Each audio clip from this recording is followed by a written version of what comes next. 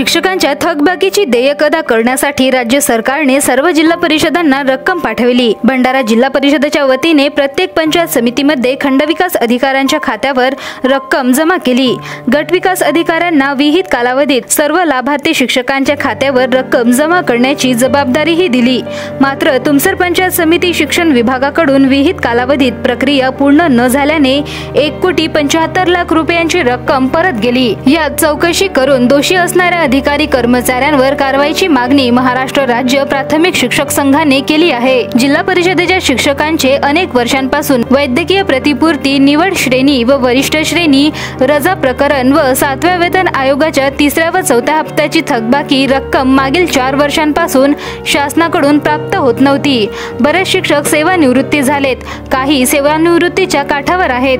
संघटनेच्या पाठपुराव्यानंतर शासनाने ही रक्कम पाठविली होती। तुमसर पंचायत समितीतील शिक्षकांच्या वैद्यकीय प्रतिपूर्तीकरिता 72,90,975 रुपये आणि 7व्या वेतन आयोगाची 3री 4थ्या हप्त्याची थकबाकी, निवड श्रेणी, वरिष्ठ श्रेणीची थकबाकी व रजा प्रकरणाची थकबाकी यासाठी 2,68,76,420 रुपये दिले होते।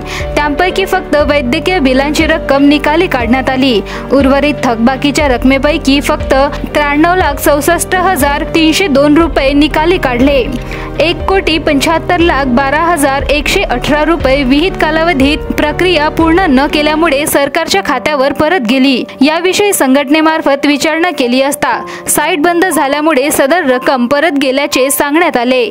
परंतु जिल्ह्यातील इतर 6 तालुक्यांना दिलेले रक्कम प्रोसेस करून सर्व शिक्षकांना देण्यात आले।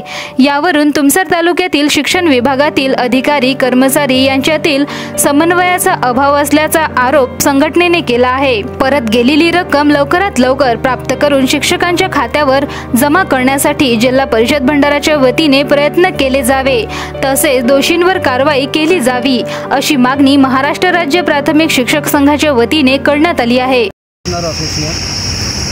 तालुका शाखा तुमसरच्या वतीने आज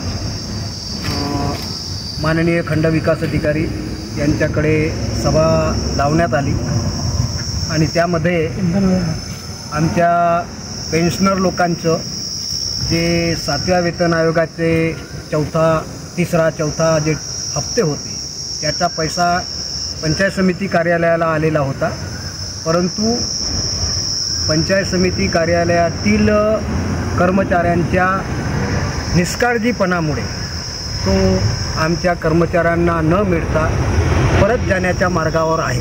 त्याकरता ही सभा BDO साहेब यांच्या अध्यक्षतेखाली घेण्यात आली।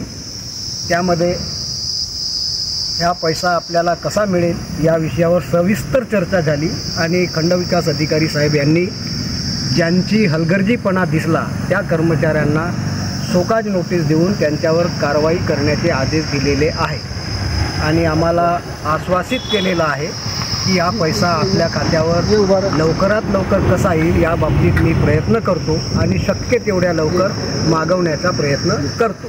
भंडारा गोंदिया जिला वासियों के लिए खुशखबर है। अब आपका मनपसंद channel BS crime media news अब आपके केबल नेटवर्क पर, जी हां, अपने केबल नेटवर्क के एशियन चैनल नंबर 13 पर उपलब्ध है। BS क्राइम मीडिया न्यूज पर खेल, राजनीति, क्राइम, साहित्य व अन्य खबरें प्रकाशित की जाती है। हमारे साथ जुड़ने के लिए तथा हमारे चैनल में खबरें, विज्ञापन आदि के लिए संपर्क करें 8669151757 पर।